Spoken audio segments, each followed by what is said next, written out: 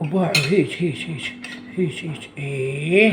ها يا بي رجعت حليمة اليوم خبراني وانا بالشغل، قالوا لي سلوان اليوم ما نخليك نحتار، حضرنا لك اكله وخليناها بالثلاجه، من ترجع بالليل احميها وكلها.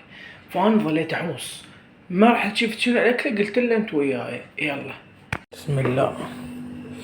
يا الله شو هي صايره هنا معركه، وين ادري هذا شنو هذا زيتون، لا مو مالتم المعقول ادري صيدليه شنو هي ما تقولولي. استلم طرشي، وين الاكله؟ شنو هذا الراس مال قنابيط مثلا؟ شنو ها جدر ايش بيه هذا؟ ها شنو؟ شو هذا بكلينس؟ شنو لازم باكر راح يسوون مرقه مال الانفلونزا؟ شنو الوضعيه؟ بقى هذا الجدر لحظه انا ما شفته. شنو هذا؟ هاي حامض شلغام بيكم عالسريع عالطباخ. يلا يا حبيبي يلا الله ثواليج. عود ليش المطابخ العراقية كلها حاطين جداحة بالمطبخ؟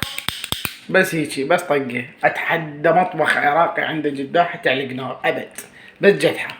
والله نلقى ناظره اول حمد يابا حمد كافي طفي النار. حركة دائرية دورانية لك اولي باع شلغم وكبه بعد روح احمد قاسم. قال لك سلوان اوفي لك بالليل، بيعرفك مو احسن ما تتزوج لو تخابر صاحبك لو صاحبتك تظل تنق عليك بالليل، كل شي ما تفتهم من حياتك تقضيها بس مشاكل وتنام مخثوث. خاف دباع هذا يفتح النفس لو ما يفتح النفس يا صاحبتك يا مدري منو. الحموضة يابا كم كبه هيك اكلها بالشوربة. لا يابا لا انا عندي غير طريقة، بس باولي حطب ماء رتبها قصها هيك قصها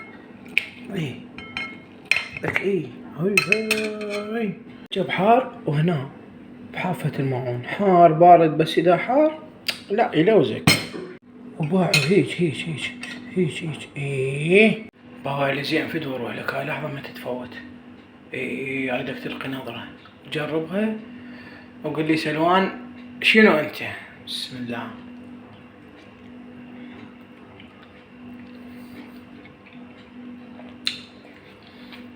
واللي يقول لك ايش قاعد تلوص ايش قاعد تسوي، يقول لك سلوان، يقول لك روح ما لك علاقة روح.